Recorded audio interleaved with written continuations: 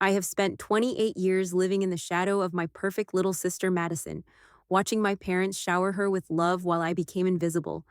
They called her their golden child, their success story, while I was just reliable Grace. But on my wedding day, I finally got the sweetest revenge that changed everything.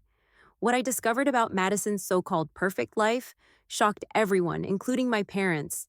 Before I tell you how I finally stood up for myself, let me know where you are watching from, and please hit that like button and subscribe. You will want to hear how this story unfolds. Growing up in our middle class home in Ohio, I learned early that being the older sister meant being second best. My father worked as an engineer while my mother was a nurse, and together they created what looked like the perfect American family. I was born in 1995, and Madison followed 3 years later in 1998. From the moment she entered this world with her golden hair and bright blue eyes, she looked like a living doll.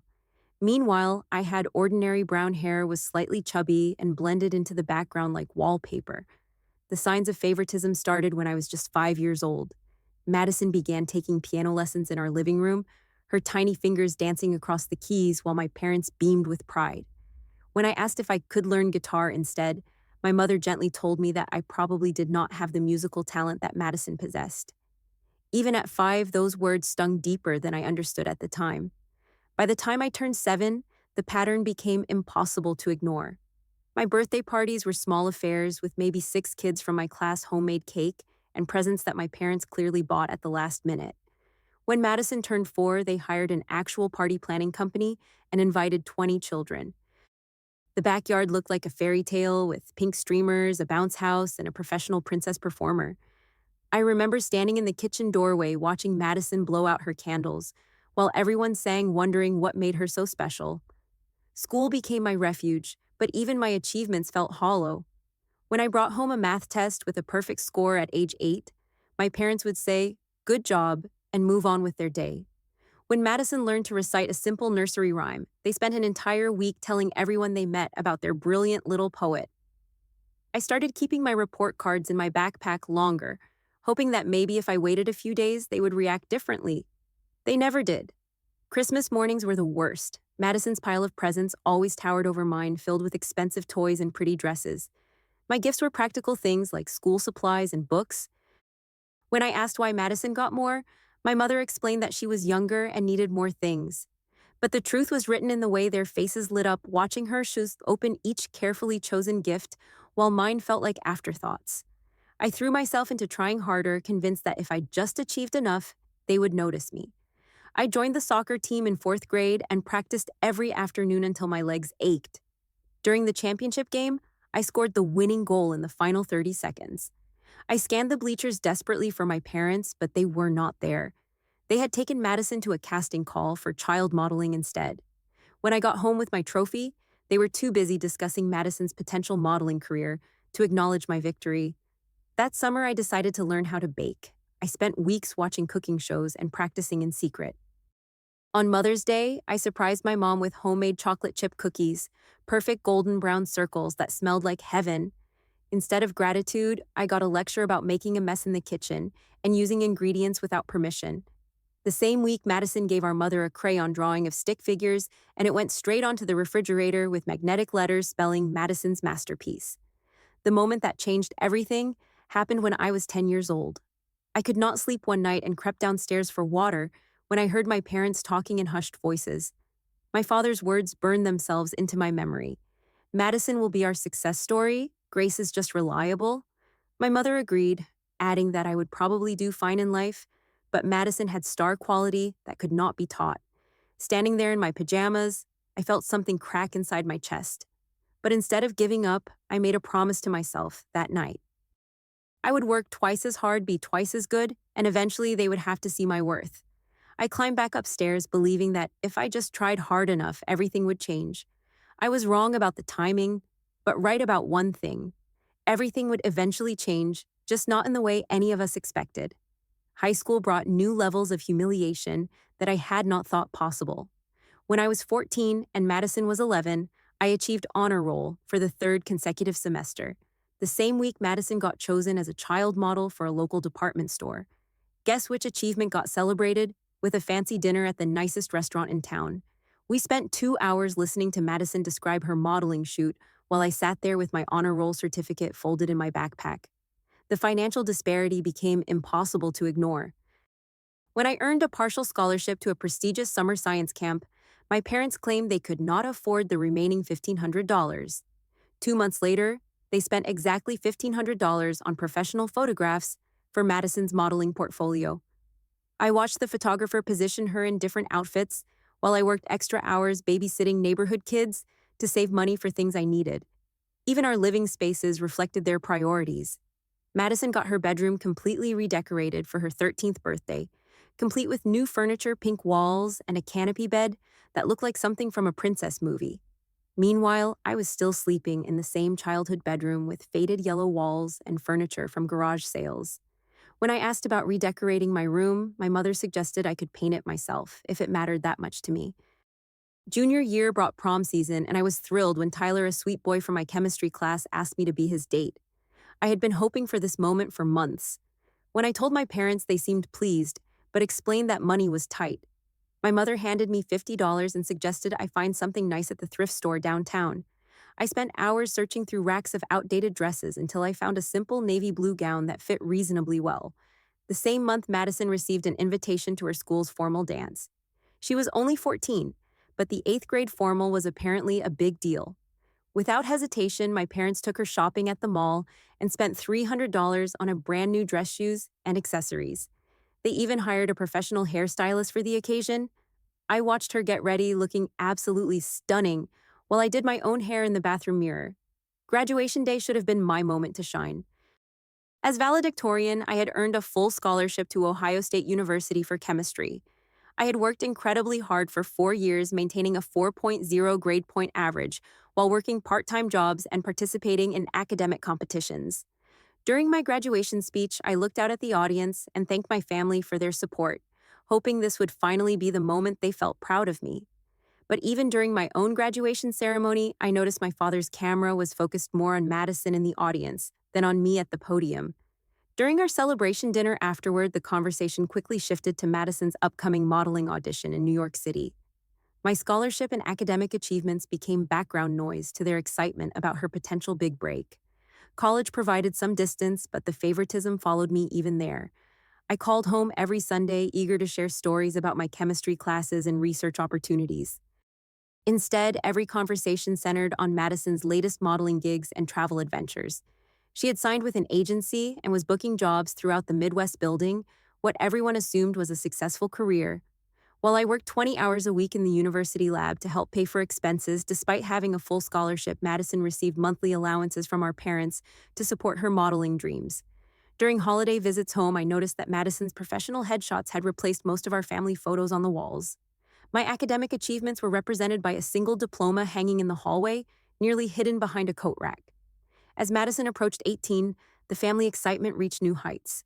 She announced plans to move to Los Angeles to pursue bigger opportunities, and our parents immediately began planning a farewell party. 50 people came to celebrate her next chapter, bringing gifts and offering encouragement for her Hollywood dreams. That same year, I graduated summa cum laude with my bachelor's degree. My celebration consisted of dinner with just our immediate family at a chain restaurant, and the conversation still somehow centered on Madison's upcoming move. By the time I reached 25, I had earned my PhD in biochemistry and landed a prestigious position at a pharmaceutical company in Boston. I was conducting groundbreaking research that could potentially lead to new cancer treatments work that mattered to me deeply. Meanwhile, Madison was 22 and struggling to find her footing in Los Angeles, though our family did not know the full extent of her challenges yet. The contrast in how our parents treated our respective situations was staggering.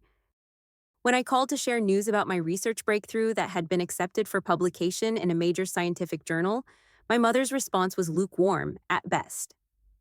"That's nice, honey," she said, before immediately changing the subject. "Madison just booked a commercial that will air on national television." The excitement in her voice when discussing Madison's 15-second spot was infectious, while my potentially life-changing research was dismissed as merely nice. Local newspapers in Ohio picked up the story about my research, featuring an article about the hometown girl making waves in cancer research. I sent the link to my parents, hoping they would share it on social media or at least acknowledge the recognition. They never mentioned it publicly. However, when Madison's commercial aired, they posted about it everywhere, writing captions like, "So proud of our star," with heart emojis and celebration graphics. My personal life suffered from this constant comparison as well.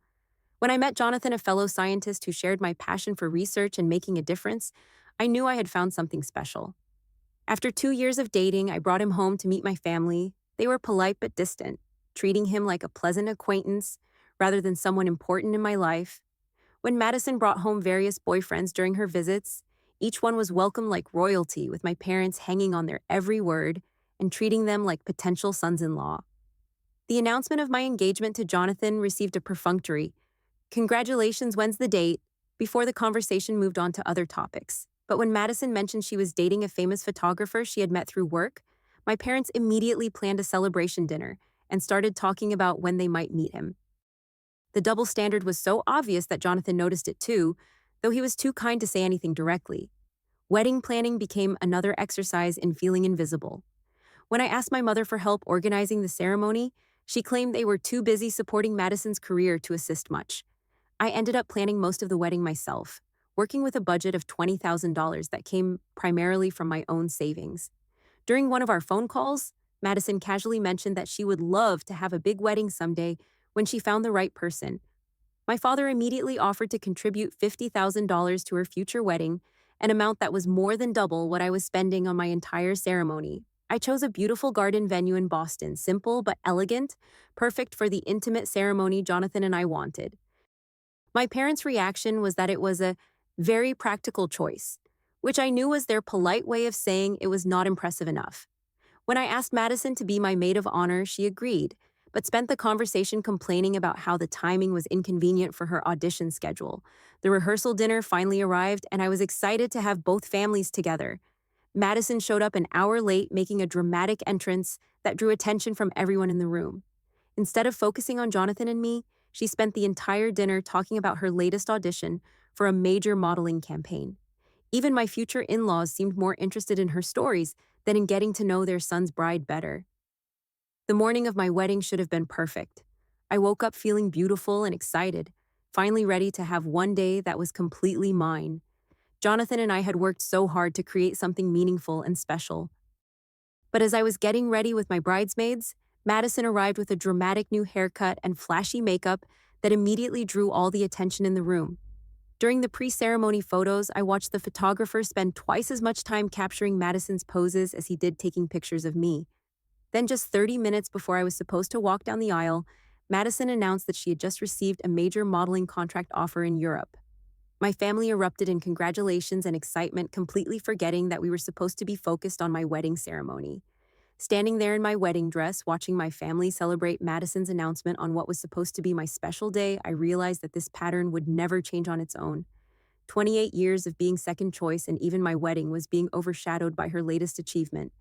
That was the moment I decided it was time for my sweet revenge. I had spent months preparing for this moment, though I hoped I would never need to use what I had discovered. 3 months before my wedding, I hired a private investigator to look into Madison's claims about her successful modeling career. What he found shocked me more than I had expected. Madison's supposed European modeling contract was completely fabricated. The agency she claimed had offered her the job did not exist, and the documents she had shown our parents were fake. Her successful career in Los Angeles was mostly a carefully constructed lie built on social media deception and exaggeration. She had booked a few small gigs over the years, but nothing substantial enough to support herself. She was actually deeply in debt and had been living off our parents' financial support while pretending to be independent. The investigator provided me with financial records, evidence of the fake documents, and proof of her real situation. She had been working as a server at a restaurant in Los Angeles while maintaining the illusion of modeling success. Her Instagram posts were carefully curated to suggest a glamorous lifestyle that did not exist. She had even staged fake photo shoots with friends to create the appearance of professional work. As my wedding reception began and guests settled in for dinner, I knew it was time. I had prepared a slideshow that I originally planned to use for sharing childhood memories, but I had modified it for a different purpose. When the microphone was passed to me for the traditional bride's speech, I stood up with my heart pounding. "Before we begin dancing tonight, I would like to share something special about my family," I announced, trying to keep my voice steady. The projector screen lit up behind me as I began what I had titled Madison's real life versus her stories. One by one, I presented the evidence of her deception. Bank records showing our parents' monthly payments to her, screenshots of the fake agency documents, photos of her actual working situation compared to her social media posts. The room fell completely silent as the truth unfolded on the screen. My parents' faces went white with shock and embarrassment. Madison jumped up from her chair and ran out of the reception hall, tears streaming down her face. Some guests gasped, others whispered among themselves, but everyone understood exactly what they were witnessing. My father demanded to know how I could do such a thing on my wedding day. My mother accused me of ruining what should have been a celebration. But I was finally ready with my response. For 28 years, I had watched them show favoritism that damaged both Madison and me. I calmly listed every instance of discrimination I could remember: the birthday parties, the educational opportunities, the financial support, the emotional attention, everything I had endured while trying to earn love that should have been freely given. Jonathan stood by my side throughout the confrontation, his hand in mine, supporting my decision completely. Many of our guests approached us afterward to say they understood why I had felt the need to take such drastic action. They had witnessed the family dynamics during the wedding weekend and could see the patterns I had described. When Madison returned to the reception an hour later, she was ready to admit the truth. Through tears, she confessed to lying about the European contract and acknowledged that she had been deceiving everyone about her level of success. She begged for forgiveness from our parents and from me, finally ready to face reality instead of living in the fantasy she had created. But I was not finished.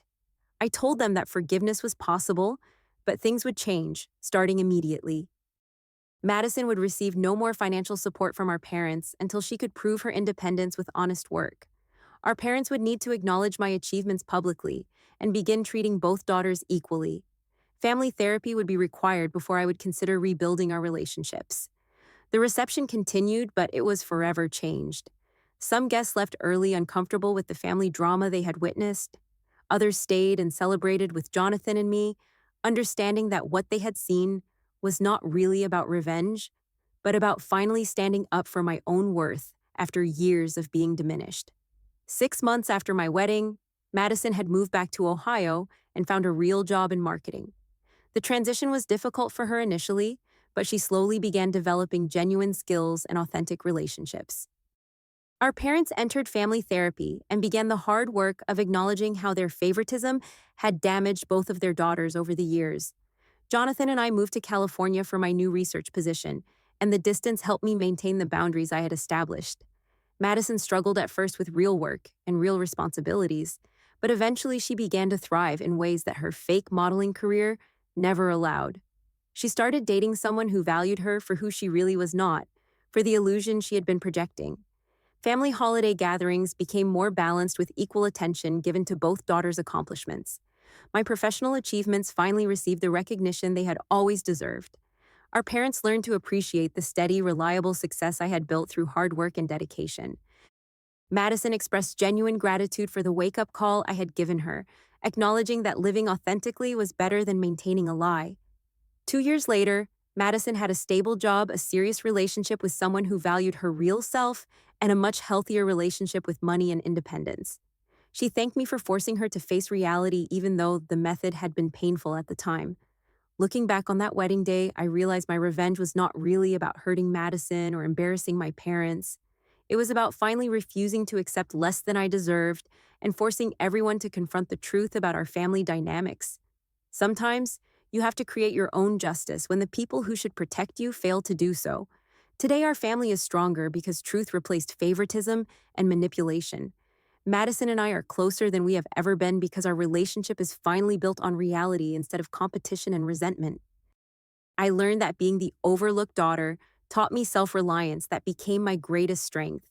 Sometimes the greatest revenge is simply living your authentic truth and refusing to accept anything less than the respect you deserve. What would you have done in my situation? Have you ever had to stand up to family members who treated you unfairly? Share your thoughts in the comments below and please like this video if my story resonated with you. Do not forget to subscribe for more real-life stories and share this with anyone who might need encouragement to stand up for themselves. Thank you for listening to my journey, and remember that you deserve to be valued for who you truly are. May you find the strength to claim your worth when others fail to see it.